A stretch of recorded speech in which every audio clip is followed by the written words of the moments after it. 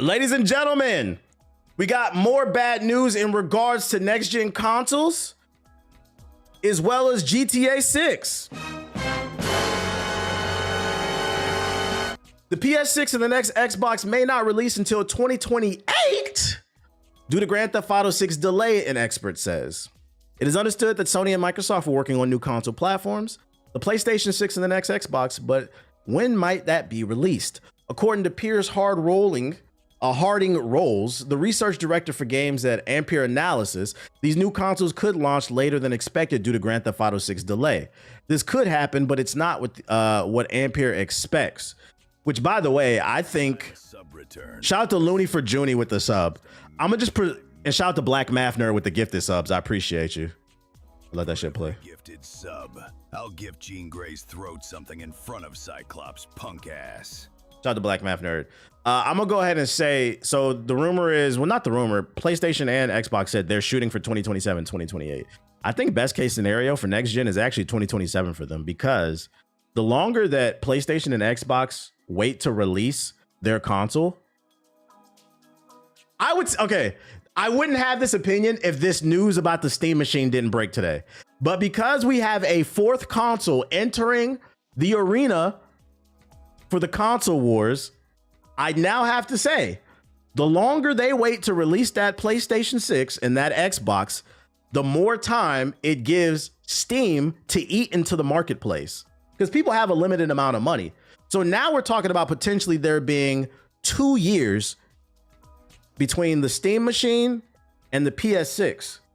Valve could eat into that marketplace. I could see a world where there are console gamers that were interested in Steam, but they didn't want to build a PC. They see this new hybrid thing that Steam releases. Between 26 and 27, they buy it because it's priced competitively. And they say, you know what? I'm enjoying these 4K 60 FPS visuals. I'm enjoying these Steam sales every fucking quarter. Summer, fall, spring, winter, there is a Steam sale. I'm enjoying them every quarter, getting these AAA games for $5, $10. I'm enjoying this free online, unlike Xbox, PlayStation, and fucking Nintendo. God, why does Nintendo charge? I'm enjoying this new controller. They might enjoy that experience, and by the time 2028 comes, they might say, you know, Grand Theft Auto's coming to PC.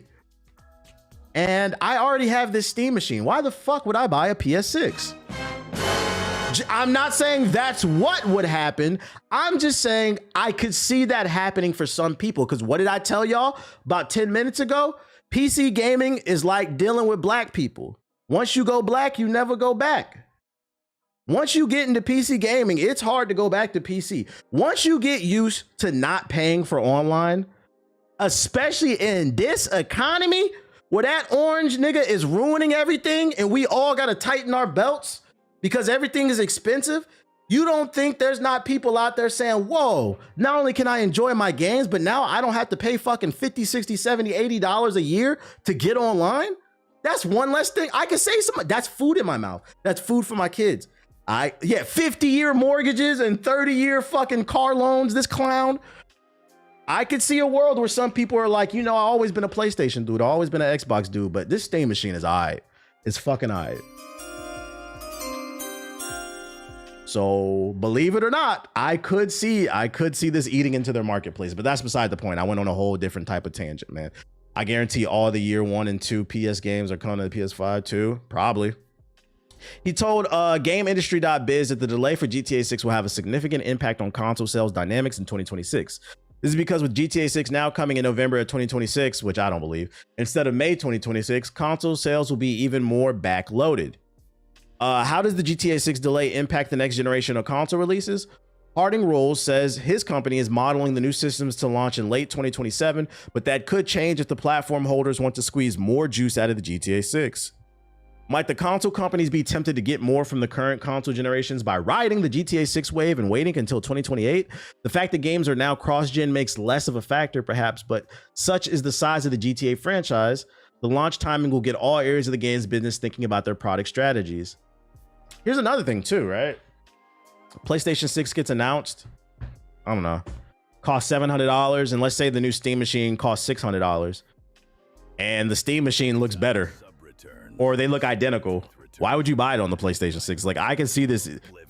This is why I said this. Whether you're interested in this Steam machine announcement or not, this is a great announcement. This is more competition. And Sony is the #1 suspect to get lazy when they get successful. Now they got to work for a fucking dollar. It's great. Yo, shout out to Beats by Astro with the sub. Appreciate it. Harding Rolls went on to say that GTA 6 is going to be such an important driver for hardware sales, and not just when the game comes out, but for multiple years to follow. Sony and Microsoft will have wanted a much earlier release in late 2026 so they could generate momentum early in the cycle, he said.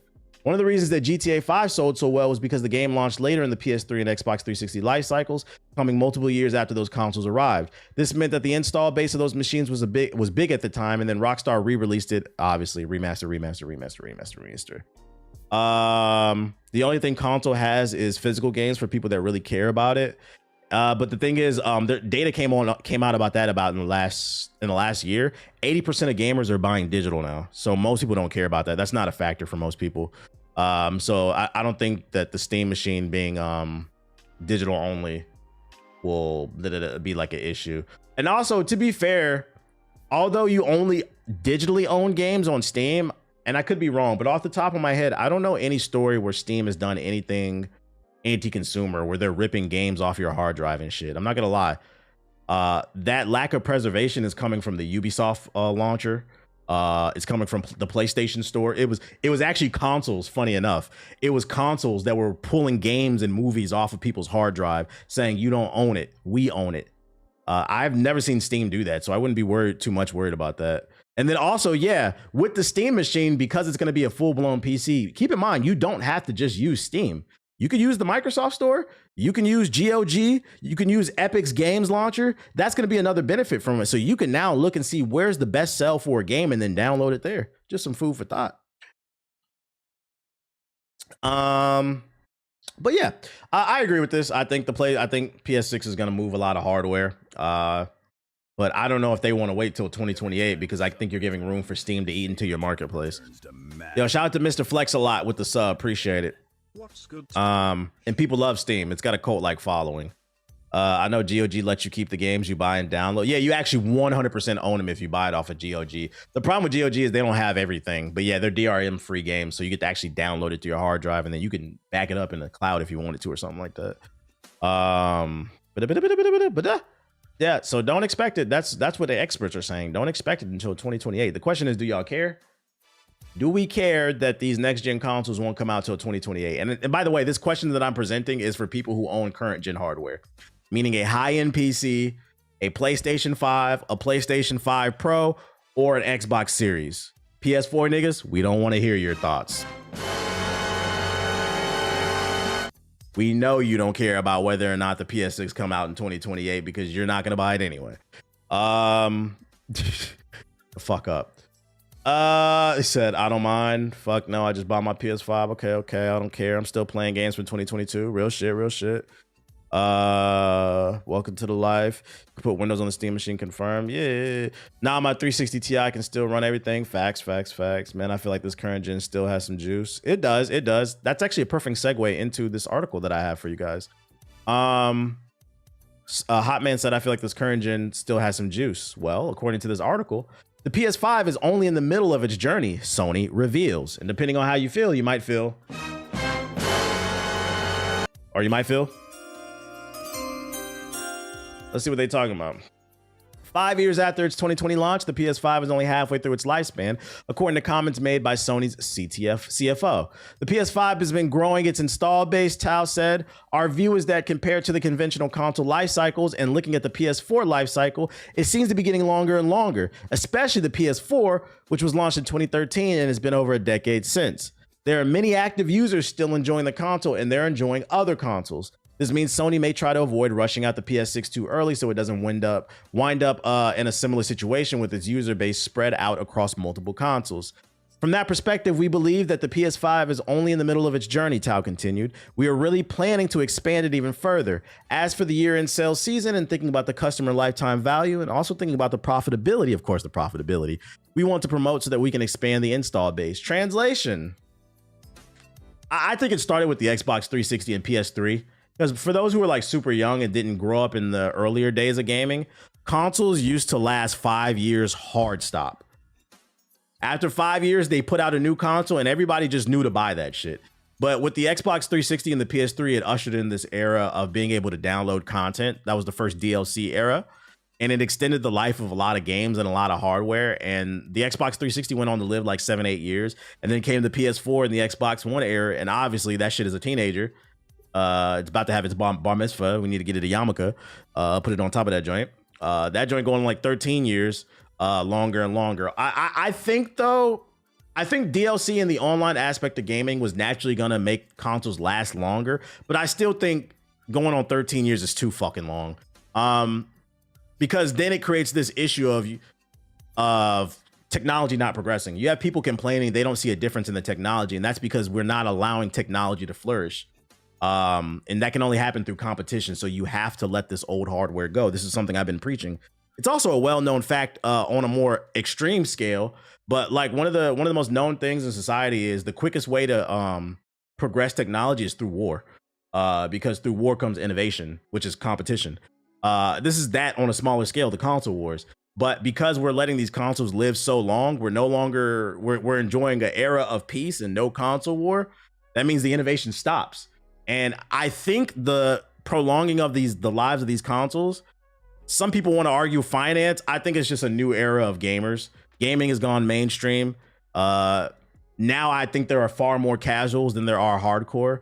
I feel like it used to be hard to find a casual gamer back in the day. Because back in the day, when I was a kid, if you said you were a gamer, that meant you played FIFA and Mario.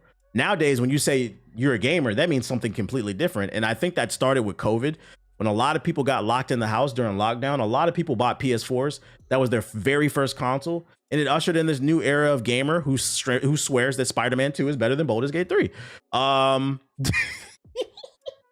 you know, there's good for that because it's healthy for the industry. It generates more revenue. But then it's bad because then you also have this ultra casual audience that are loud as fuck. And they don't realize, because I don't think there's any malice behind it, to be 100% fair. They just don't know any better. We cannot progress as a society if we continue to hold things on. All good things must come to an end. So we got to find that balance. And I actually think the sweet spot is what happened with the Xbox 360 and the PS3. Okay, it's not we're not on a 5-year cycle anymore. But what about 7 or 8? That's cool. When the new console comes out, the old ones will still be supported for like 2 to 3 years. But 5, 6, 7, 8 years, grow the fuck up, nigga. God damn. I feel like the blueprint was right there. Guys, the fucking PS4. I know you niggas is tired of me hearing me say this. 6, 7, shut the fuck up. I know y'all hearing me, tired of me saying this. But the PS4 is due for a bar mitzvah. And if we keep letting it go longer, not only will that nigga need a yarmulke on the top of the PS4, it's gonna have a quinceañera at 16 in a few years. And if we keep letting it go longer, it's gonna be legal to drink. It's gonna be legal. Your PS4 is gonna be able to drink a Modelo. Like, what are we talking? Your PS4 is gonna be old enough to drive. What are we talking about, man? And that's all I ever preached about against PS4 niggas. Can we let society progress? God damn. Niggas complain about a lack of progression, but then refuse to support the progression. And ladies and gentlemen, that is why we are in the current state of the United States of America. On a more serious note, just some food for thought. Niggas say they want progress till it's time to get that progress. Then it becomes, oh wait, well, I want progress, but them niggas can't have it. Y'all don't hear me though. Y'all don't hear me though. Y'all don't fucking hear me though. Let's just make sure the PS4 is not old enough to drink a Modelo. Please. Fucking please. People don't know how to let shit go. Quinceanera, isn't that 15? Is it 15? I thought it was 16. My bad. Is it 15? Either way, that's worse. If it's 15, that's worse. We are 2 years away from the PS4 quinceañera. And you know what? I swear to God, if we get to the quinceañera, I will be on the street. We gonna have a party. Be like, ladies and gentlemen, what the PS4 birthday? What the PS4 birthday? Let's see, PS4 release date. November 15th. On November 15th, 2 years from now. So on November 15th, 2027, if you niggas is still talking about that fucking PS4, we're throwing a party. We're gonna get Modelo's on the stream. We're gonna get Fiesta lights and shit like that. We're gonna have a mariachi band, and we're gonna do a PS4 quinceañera. I'm gonna get my PS4 out the closet. I'm gonna dress it up in a nice little dress. We're gonna put some lipstick on it and shit like that. Cause you niggas won't grow up, bro. You won't fucking grow up. Yeah, we gonna play I will foot down no truck. Oh, I love my freedom. It's funny, ain't it? It's fucking funny when you put it in that, like, damn, that shit really about to have a fucking bar mitzvah. God damn. So first we gonna get the yarmulke for the PS4. And we gonna get the quinceañera. Y'all not hearing me though. Y'all not fucking hearing me. In other news, new Ratchet and Clank game was announced for mobile. This is random as fuck. Sony wasn't lying when they said live service games is their focus, but I have to ask, at what cost? I hope this I haven't seen the trailer. I hope it looks good. I'm a Ratchet and Clank fan. Ratchet and Clank Ranger Rumble, revealed as a fast-paced multiplayer platform arena shooter from OBB. All right, let's see. Ranger Rumble.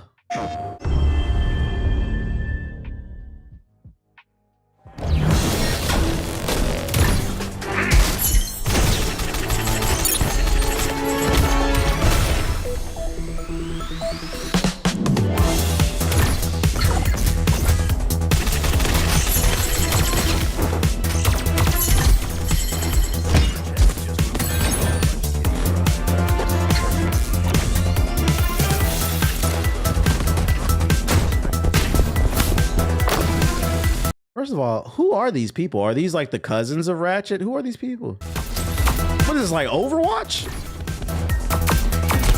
It's not Overwatch, it's Over Ratchet.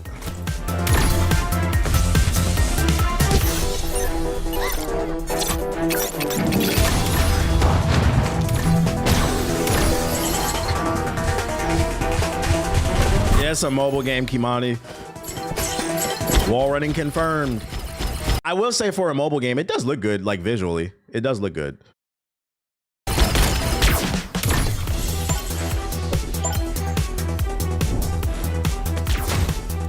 Yo, shout out to Lucci Club Studios with the super chat. He said, please do that special PS4 stream. I might. A matter of fact, I got a PS4 and a PS4 Pro, and they somewhere in my closet. I would have to pull them out. We could get the hats out.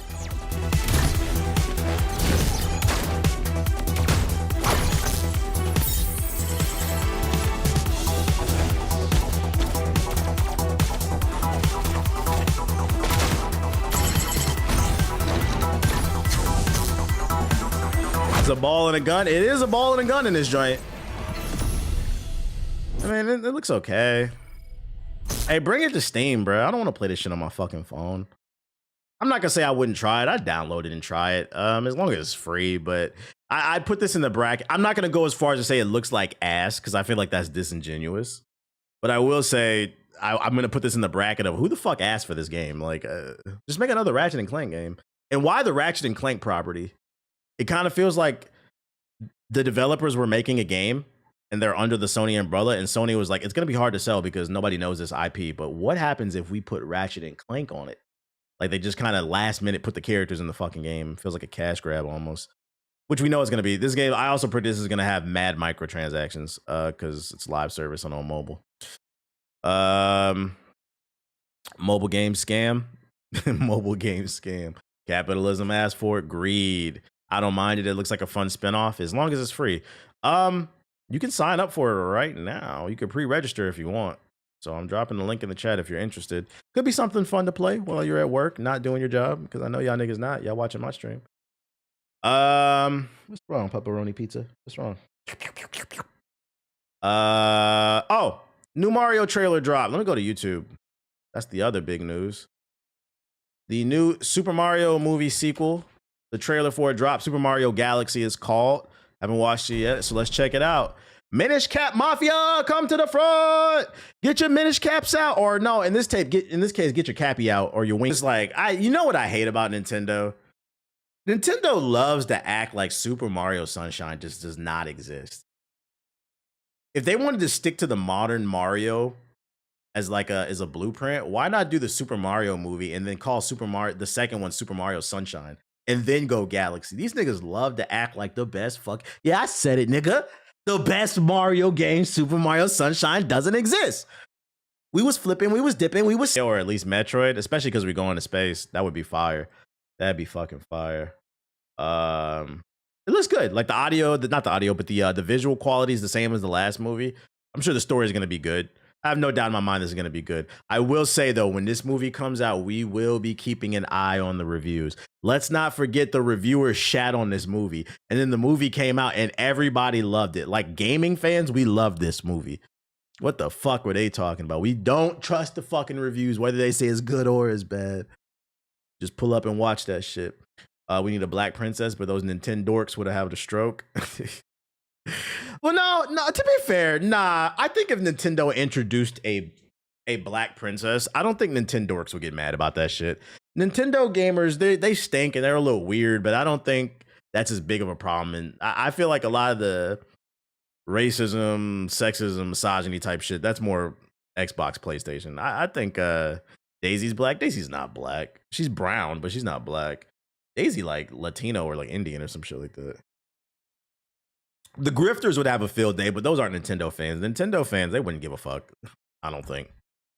When are we getting Mario versus Sonic? That would be fire. They both got movies out. That is a possibility, you know. We could see a world like that. They should have did Mario Sunshine, Mario Galaxy. By that time, the fourth Sonic movie would have came out, and then on that last one for the big hurrah, Mario versus Sonic, or like, or instead of Mario versus Sonic, they could do a Super Smash Bros. Movie where Sonic is in it as well. That would be fire. That'd be fucking fire, bro. Just joined the stream about 12 minutes ago. Just wanted to say, as a console-only gamer, I'm kind of sold on the idea of the PC hybrid. This is ideal to get me into PC gaming. See, somebody in the chat said it right there. I'm telling you, there's a market for it. Easy layup.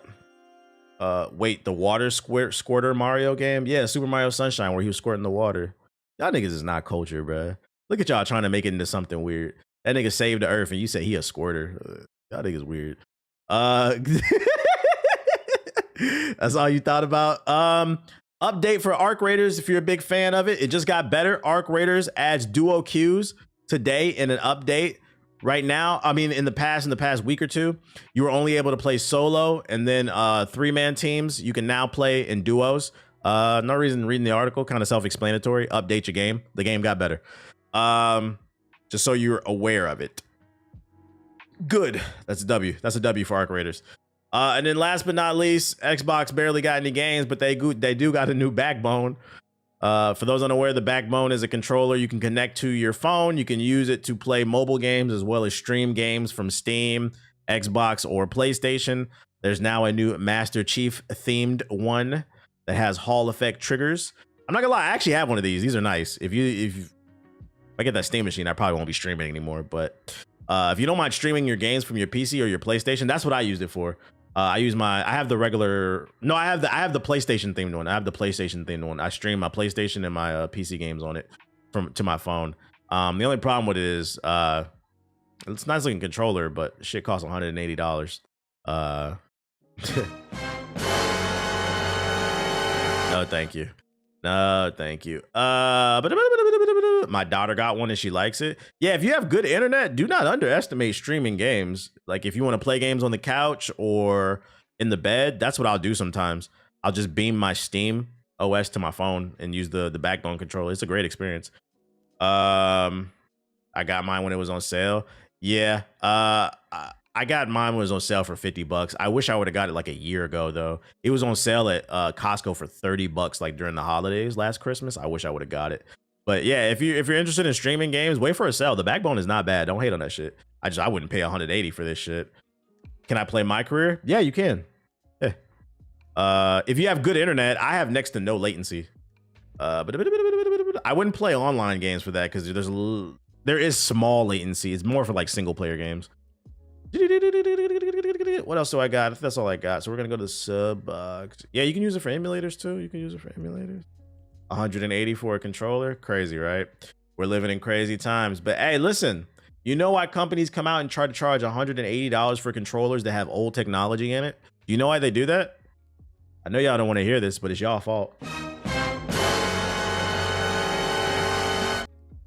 When things creep up in price, instead of putting your foot down and saying, I'm not buying it, niggas bought it.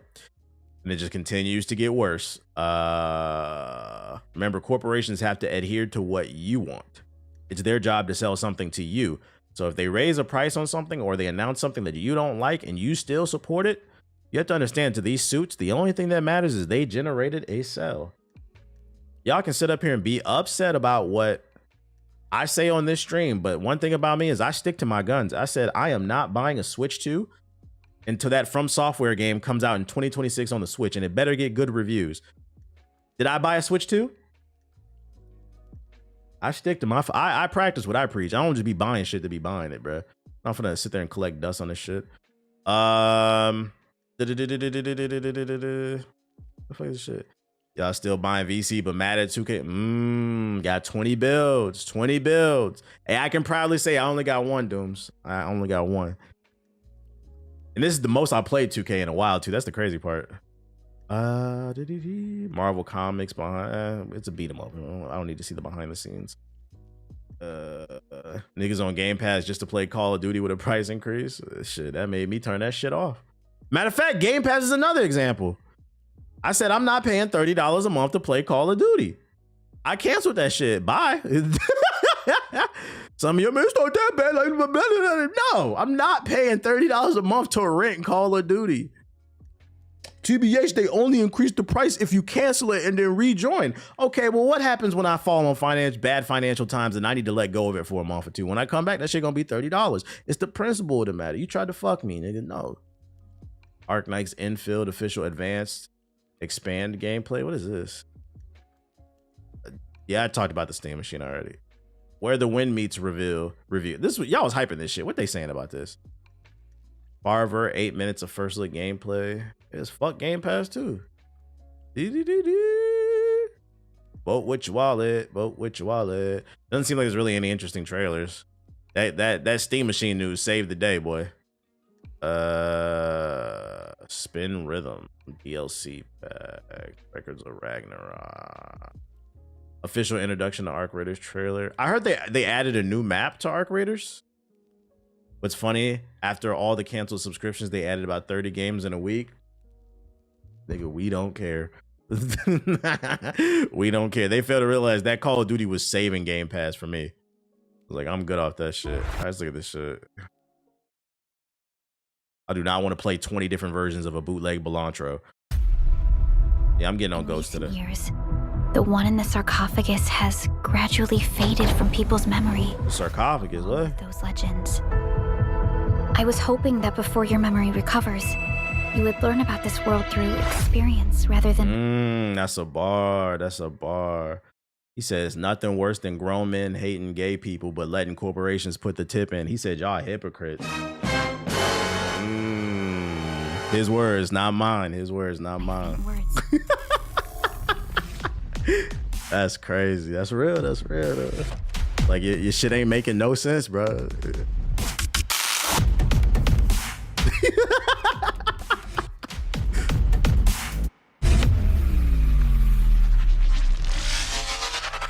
How far am I into Yote? About 100,000 hours in. Man, what the fuck am I looking at? It's a no for me. Mobile fans been hyping this up. I won't be. What they talking about with this shit? Meat is an ambitious exercise in maximum. This is another game y'all was hyping up. The World is a vibrant wuxia love letter filled with over-the-top characters who can practically fly through the air, grand odes to the beauty of the natural world, and the dark political sorcery that threatens all of that on a daily basis. Then we'll do it this way. Yeah, I see. That's a good idea. Combat is a steady, enjoyable ebb and flow that is full of style and substance, but at a slower pace than you might think from just watching it.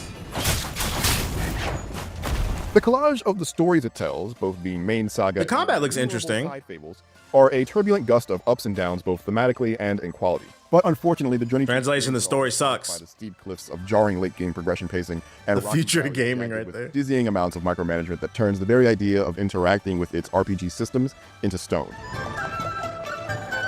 He said too much micromanaging. I'm losing interest.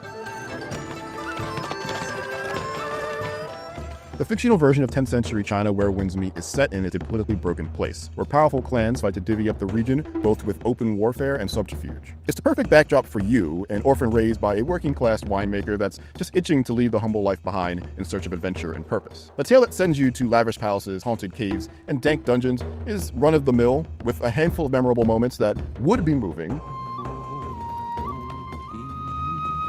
but they are often undone by some pretty awful English localization that makes exchanges between characters dense with redundant sentences and turns of phrase that don't really make any sense. I haven't seen the Splinter Cell show. It's also plagued by weird technical issues like voice lines running over one another, subtitles not matching the words coming from characters' mouths, or voices going missing entirely. Uncle Gong said he's bringing me a new storybook. Can you wait for me just a little? I need to go inside and check something. With some diversions into side quests and minigame dabbling, the main campaign's 2 chapters took me roughly 30 to 40 hours to complete. And while they each button up their own isolated stories well, it leaves the journey of your wanderer 7 out of 10. I don't know why that's fucking funny, bro. 7 out of 10. cliffhanger. Come on, let's go! The various side stories have the same uneven quality. On the whole, the best of them are better. Yeah, I've heard too many negatives already. Campaign. And we're only 2 minutes into a 12-minute trailer or review. Should father be home by now? Another starts with me sneaking a nobleman out of his mansion because he doesn't want to commit to an arranged marriage. There's a spontaneity to these stories that you don't really see in RPGs like this, but they are also sullied with way What kind of weapon is that? more of the technical blemishes. This is an RPG or MMO? Both, True to I its think. inspiration, the combat in Where Winds Meet is flashy and energetic. Each of the 7 weapons feels distinct and dangerous, and some have different styles to discover that change the patterns of your attacks, as well as the weapon skills you can unleash on your enemies. You can equip 2 at a time, but I spent almost all of my playthrough as a tank, with a spear and a glaive that would buff each other when I used specific abilities in certain combinations. Oh, that's cool. Like fighting with other people and got raids. So Okay. that's partially a Lubu because raid? it's often a real pain in the ass to find alternatives worth using. And he said all the weapons suck but one? Management makes Where Winds Meet feel much more like an MMO than an action game. It's faster paced than the genre might typically be known for, but this combat doesn't share any of the sensibilities of a Ninja Gaiden or Devil May Cry. There's no bouncing enemies or air juggles, nary an air combo or wall splat, just a lot of stun meter management and weaving attacks and abilities into a specific sequence. Would y'all play an Assassin's Creed set in the Jim Crow era? Most people would. We talked about that like 3 weeks ago when the news came out already. The tank was right at home. Also, that question you asked before, I ignored it, Mike. That shit was really fucking weird. I'm not gonna lie. I'm not even... Just for the sake of I'm trying to show the YouTube chat some grace, I didn't even read that shit out loud. Like, that To was... me, as a lapsed MMO guy, crazy managing question, when to defend and when to go all out felt almost identical to a Dark Knight in Final Fantasy XIV, except with an active block, parry, and dodge. These tools do He said it's always break up the us. sort of autopilot syndrome of many MMO battles, especially the parry, which becomes so important that there is even an auto parry system you can toggle on and off that gives you regenerating resources called insight points to spend as get out of jail free cards when an incoming attack is about to land. This was a great system for me to play around with early on, and I still appreciate it as a clever way to blunt some of the difficulty spikes for people who need it. The MMO but rowdier combat shined the most against groups of regular enemies. I still get to apply my beat-em-up flowchart of finding and eliminating the scariest enemies. Shout out to Season Phil with the sub. All the other lower... I'm not gonna lie, man. I don't get it. I don't get why so many people have asked me if I'm gonna play this or not. I don't get it. Like, this game just looks really like BC tier. This is the type of game, if it was like a weak year for gaming, I'd try it, but like, it's so many great games out. I don't see what's supposed to entice me about this. Like, it just all just looks okay. Yeah. To your henchmen, but keeping my attack loop going and buffs topped off while doing so added an extra layer of... I think because it's free. I underestimate that. I be forgetting a lot of y'all refuse to buy games. I keep forgetting the average gamer only buys 1 to 2 games a year. So to a lot of people, when a free game comes out, that's game of the year because low whatever state reason. I don't usually get from games like this. Of course, these enemies aren't... A lot of y'all in the chat did try to hype up the first Depressant to me, and I said that game is going nowhere fast, and I was right. I was fucking right. I forget that free games are Jesus to some of very y'all. diverse, largely the same types of guys in different factions. All gun or free equals game of the year. Yeah, I'm just gonna say this is not for me. I would play it, but the MMO elements are kind of putting me off. Are you gonna play Dispatch or nah? Dispatch is a maybe. I gotta get through Ghost of Yote. I'm Hey like 50 everyone, hours I'm in. content.